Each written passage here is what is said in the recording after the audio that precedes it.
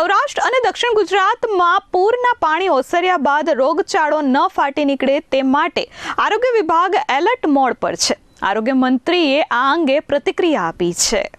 સૌરાષ્ટ્ર અને દક્ષિણ ગુજરાતમાં પડેલા ભારે વરસાદ બાદ રાજ્યનું આરોગ્ય વિભાગ હરકતમાં આવ્યું છે. પાણી ઓસર્યા બાદ રોગચાળો ફાટી ન નીકળે તે માટે આરોગ્ય વિભાગ એલર્ટ મોડ પર છે. ગુજરાતના દરેક તાલુકા સુધી અને દરેક સેન્ટરોમાં પૂરતી તૈયારી કરવામાં આવી હોવાનો આરોગ્ય પ્રધાન પ્રફુલભાઈ પાનસેરિયાનો દાવો છે. દરેક જગ્યાએ દવાનો પૂરતો જથ્થો ઉપલબ્ધ કરાવીને તાલુકાના પીએચસી, સીએચસી સેન્ટર અને હોસ્પિટલોમાં સંપૂર્ણ પ્લાનિંગ પૂર્ણ કરવામાં આવ્યું છે. તેમણે વધુમાં કહ્યું કે આરોગ્ય તંત્ર કોઈપણ પરિસ્થિતિને પહોંચી વળવા તૈયાર છે.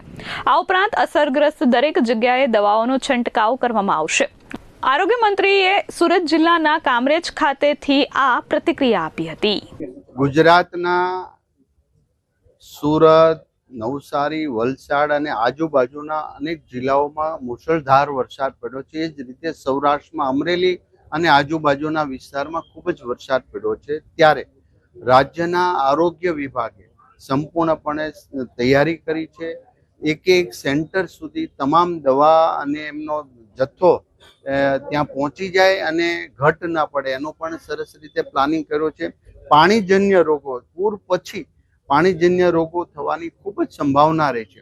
એની પણ ખૂબ ગંભીરતા લઈ આરોગ્ય વિભાગે સંપૂર્ણપણે તૈયારી કરી છે. એટલે ગુજરાતના એક પણ ગામ કે એક પણ સેન્ટરની અંદર જે પ્રાથમિક બેઝની કોઈ પણ દવા ઘટે નહીં અને ઘટતી છે પણ નહીં, આવો બેસ્ટ પ્લાનિંગ આરોગ્ય વિભાગ ગાંધીનગરથી મીટિંગ કરીને સંપૂર્ણપણે પૂર્ણ કરવામાં આવ્યો છે.